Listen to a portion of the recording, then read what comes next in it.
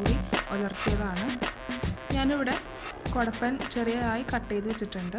ഇത് കട്ട് ചെയ്തതിന് ശേഷം കുറച്ച് നേരം നമ്മൾ എണ്ണ പുരട്ടി വെക്കണം. അതുപോലെ തന്നെ മൂത്തതാണെങ്കിൽ ആ ഭാഗങ്ങൾ നമ്മൾ ഇതിലൊക്കെ എടുക്കാറില്ല. അതിന് ശേഷം വേണം ഇതുപോലെ ചെറിയ കഷ്ണങ്ങളായി കട്ട് ചെയ്ത് വെക്കേണ്ടത്. അപ്പോൾ ഇനി നമുക്ക് നോക്കാം ഇതിലേക്കുള്ള ചേരുവകൾ എന്തൊക്കെയാണ്. 100 ഗ്രാം ചെമ്മീനാണ് ഞാൻ ഇതിലേക്ക് എടുക്കുന്നത്. ഇത് വലിയ ചെമ്മീനായതുകൊണ്ട് രണ്ടായിട്ടാണ് കട്ട് ചെയ്തേക്കുന്നത്. ചെറിയ ചെമ്മീനൊന്നും കട്ട് ചെയ്യേണ്ട ആവശ്യമില്ല. ചെറിയ ഉള്ളി 10 എണ്ണം എടുത്തിട്ടുണ്ട്, ഇതുപോലെ ചെറിയ കഷ്ണങ്ങളായി അരിഞ്ഞത്. 4 പച്ചമുളക് നടുവേ കീറിയതും ആവശ്യത്തിന് കറിവേപ്പില. 1/4 ടീസ്പൂൺ മഞ്ഞൾപ്പൊടി എടുത്തിട്ടുണ്ട്. 1/2 ടേബിൾ സ്പൂൺ മുളക് പൊടി എടുത്തിട്ടുണ്ട്. നിങ്ങൾക്ക് എരിവിനനുസരിച്ച് മാറ്റങ്ങൾ വരുത്താം. ഇനി ഇതിലേക്ക് ആവശ്യത്തിന് ഉപ്പ്, വെളിച്ചെണ്ണ. കൊടപ്പൻ ചെമ്മീൻ ഉലർത്തിയത് എങ്ങനെയാണ് ഉണ്ടാക്കണമെന്ന് നമുക്കപ്പോൾ നോക്കാം. എണ്ണ ചൂടായി തുടങ്ങിയിട്ടുണ്ട്. ഇനി ഇതിലേക്ക് അരിഞ്ഞ് വെച്ചേക്കണ ചെറിയ ഉള്ളി ചേർത്ത് കൊടുക്കാം.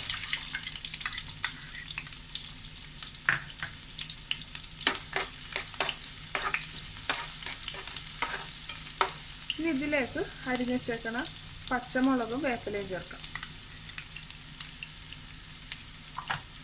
തീ കുറച്ച് വെച്ചിട്ട് നമുക്കിത് ലൈറ്റ് ബ്രൗൺ കളർ ആവണ വരെ വഴറ്റിയെടുക്കാം.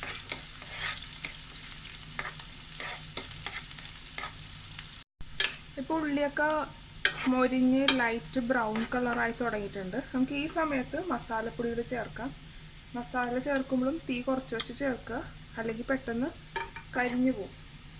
പിന്നെ ഞാൻ കൊടപ്പൻ കുറച്ച് നേരം എണ്ണയിൽ തടകി വെക്കണമെന്ന് ഞാൻ പറഞ്ഞായിരുന്നു. ഞാൻ വെളിച്ചെണ്ണയാണ് ഉപയോഗിച്ചേക്കുന്നത്. അതുപോലെ പച്ചക്കറിയൊക്കെ ഉണ്ടാക്കുമ്പോൾ വെളിച്ചെണ്ണയിൽ പാകപ്പെടുത്താനാണ് കൂടുതൽ ടേസ്റ്റ്. ഇനി ഇതിൻ്റെ പച്ചമണം മാറുന്ന വരെ നമുക്കൊന്ന് വഴറ്റിയെടുക്കാം.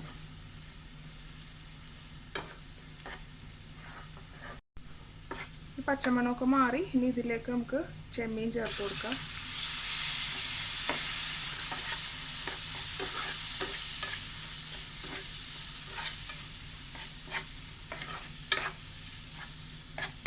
ചെമ്മീൻ ചേർത്തു. ഇനി ഇതിലേക്ക് കുറച്ച് ഉപ്പ് ചേർക്കാം.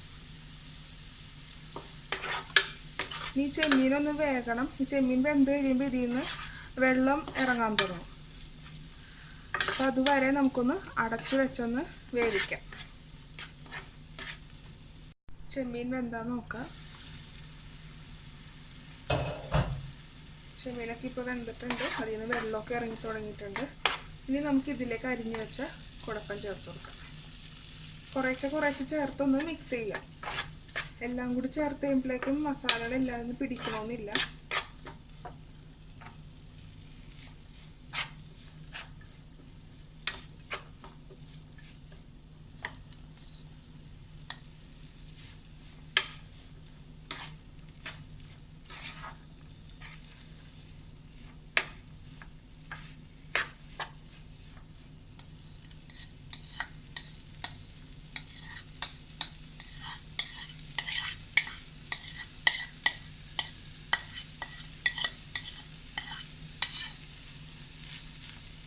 ഇനി നമുക്കിതെല്ലാം ഒന്ന് മിക്സ് ചെയ്യാം.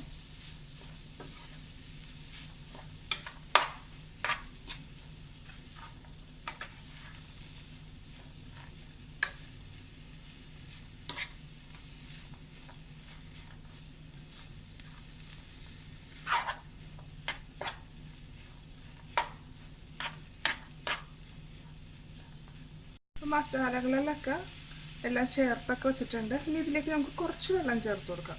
കുറേയൊന്നും ചേർക്കണ്ട, ഇച്ചിരി വെള്ളം ചേർത്താൽ മതി. ഇതൊന്ന് വെന്ത് കിട്ടാനും പിന്നെ അടുക്കി പിടിക്കാണ്ടിരിക്കാനും വേണ്ടി നമ്മൾ കുറച്ച് വെള്ളം ചേർത്താൽ മതി. ഒരുപാട് വെള്ളമൊന്നും ചേർക്കണ്ട. ഇനി നമുക്കിതിലേക്ക് ഉപ്പ് ചേർക്കണം.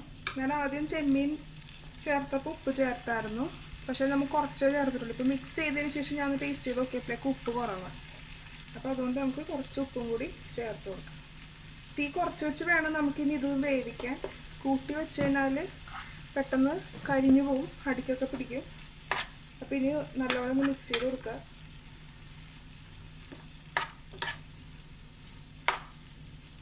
ഇനി നമുക്കൊന്ന് അടച്ചു വെച്ച് വേവിക്കാം. ഇടയ്ക്കിടയ്ക്കൊന്ന് ഇളക്കി കൊടുക്കണം. കൊടപ്പൻ വെന്താന്ന് നോക്കാം. നമ്മുടെ ഈ കറി ഇതുപോലെ ഇങ്ങനെ ഡ്രൈ ആയിട്ടിരിക്കണം. ഒരുപാട് വെള്ളമൊന്നും വേണ്ട, കുറച്ച് വെള്ളം ഒഴിച്ചാൽ മതി. ആ ഒഴിക്കണ വെള്ളവും ചൂടുവെള്ളം തന്നെ ഒഴിക്കണം. തണുത്ത വെള്ളം ഒരിക്കലും ഒഴിക്കരുത്, ടേസ്റ്റ് തന്നെ മാറിപ്പോവും.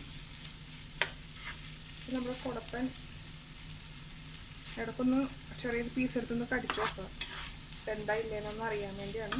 നമ്മുടെ കൊടപ്പൻ ഇപ്പോൾ റെഡി ആയിട്ടുണ്ട്. ഉപ്പെല്ലാം എല്ലാം പാകത്തിന് തന്നെയാണ്. അല്ലെങ്കിൽ പച്ചക്കറിക്ക് കുറച്ച് എരിവ് മുമ്പേ നിൽക്കണം, അപ്പോഴാണ് കൂടുതൽ ടേസ്റ്റ് ഉണ്ടാകുക. കുറച്ച് ഉപ്പും മുളകൊക്കെ ഇച്ചിരി മുമ്പേ നിൽക്കണം. കുറേ ഉപ്പൊന്നും ഇടരുത്, ടേസ്റ്റ് അനുസരിച്ച് ഇടുക.